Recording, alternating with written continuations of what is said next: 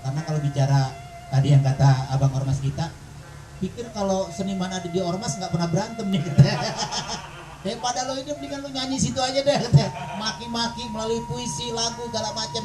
Dan menarik pikir saya. Dan saya juga menarik ketika abang kita dari forum pemborong kebangsaan tuh bahwa seniman tuh orang yang paling menikmati hidup. Kalau kita bicara masalah gambar, salah satu maestro berupa kita, sketsanya itu IP Ma'ruf. Beliau dari Sumatera pergi ke Jakarta tuh tidak pakai uang. Karena begitu dia masuk ke kapal, dia cukup bermodalkan kertas dan penanya, bikin sketsa, lalu jadi tiket. Nah, itu sebuah proses perjalanan yang kita sikapi bahwa seorang seniman sangat bisa menikmati hidupnya bagaimana dia menempatkan pola pikirnya. Lalu juga jangan salah menilai bahwa seniman tidak boleh di politik. Soejoyono salah satu seniman besar kita berupa karena dia mendiri Persagi, Persatuan Gambar Indonesia, itu pernah menjadi duduk di parlemen di eranya Bung Karno. Dia bersama Apandi, Soejoyono, Apandi dan Hendra Gunawan dipercaya oleh Bung Karno terkait dengan capaian-capaian nilai estetika bangsa melalui seni. Maka Soejoyono hadir di parlemen menyuarakan itu. Walaupun selanjutnya dia dipecat karena telah menceraikan istrinya Mia Bustam, lalu terpesona dengan seorang penyanyi Sirorisa Pandanwangi, dan ini penyakit para seniman. Tidak boleh melihat yang agak mulus. Nggak salah maksudnya. Terus terkait dengan pemuda, semuanya masuk unsur seniman karena waktu Indonesia belum merdeka, Soejoyono, Apandi, Hendra Gunawan dan para perupa yang lainnya, salah satu yang digerakkan Bung Karno sebagai pemuda untuk berkarya melalui kursinya. Kalau Khairil Anwar melalui syair-syairnya atau puisi-puisinya. Dan pamflet yang sangat fenomenal adalah pamflet atau poster yang dibuat Apandi. Bung, ayo Bung. Tuh. Nah, Bung, ayo Bung. Itu gambar lukis Dula lagi begini. Tapi kalimat Bung, ayo Bungnya itu adalah kalimat dari Khairil Anwar. Seperti itu. Jadi suatu hari ketika mereka lagi nongkrong di gelanggang Senen, ayo kita bikin poster. Apa nih? Ya udah gua yang gambar, kata Apandi. Modelnya siapa? Ya pelukis Dula. Kalimatnya apa? Refleks aja Khairil Anwar bilang, Bung, ayo Bung.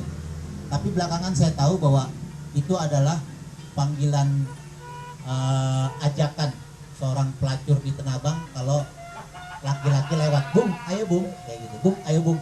Dan seorang Khairil Anwar sangat menikmati hal kayak gitu. Apandi sempat marah, sialan lo katanya gitu. Ini kita cerita seperti ini tujuannya untuk kita menikmati bahwa seni itu begitu indah sehingga kita bisa melakukan apa-apa seperti itu. Dan terus kaitannya dengan gambar lagi-lagi ya, Bung Karno yang tadi saya ceritakan, Bung Karno mengumpulkan para perupa untuk menyetorkan karyanya yang di dalam koleksi buku Bung Karno ada 4 kalau nggak salah ya. Itu pelukis dari semua angkatan. Angkatannya Moy Indi jauh sebelum Indonesia merdeka sampai angkatannya Persagi lalu Indonesia merdeka. Di samping itu ada Bung Karno tuh ada 2 orang, Dula dan Leman Fong yang ngurusin tentang seni di istana. Leman Fong salah satu perupa Cina yang dipercaya kalau Dula museumnya di Solo. Jadi maksud saya begini, para seniman bisa ambil porsi di mana saja.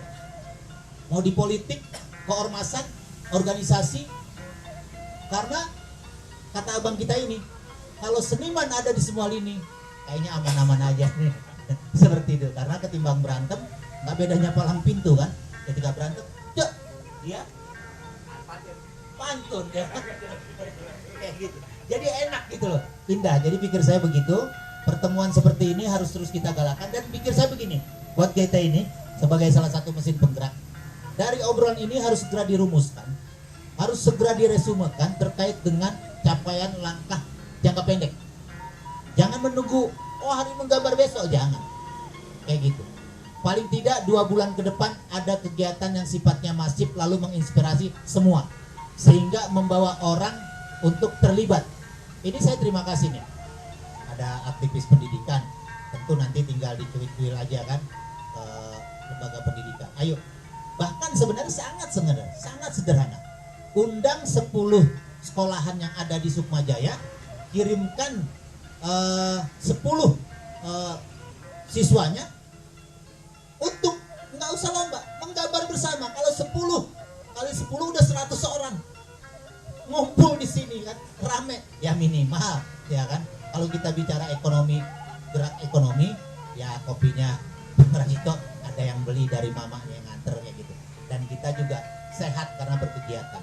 Banyak pikir saya, nah ini saya tidak bertanya tadi, tapi lebih mengapresiasi apa yang gagasannya luar biasa ini. Para tokoh-tokoh kita di Depok bersuara terkait dengan capaian melalui seni, dan itu harus kita lakukan. Dan mohon maaf, saya selalu yang tadi depan saya bilang, kita nggak usah lah saling menyalahkan. Karena yang tadi saya bilang, pemerintah bukan ranahnya di situ. Dia bukan ruang kreasi, dia ruang administrasi, Pak. Kayak gitu. Nah, pulang dari sini pun Pak Camat di Sporiata ditanya mana tanda tangan berkas, mana. Nggak ada lagi mikirkan bagian ruang kreasi. Kita lah yang bertanggung jawab.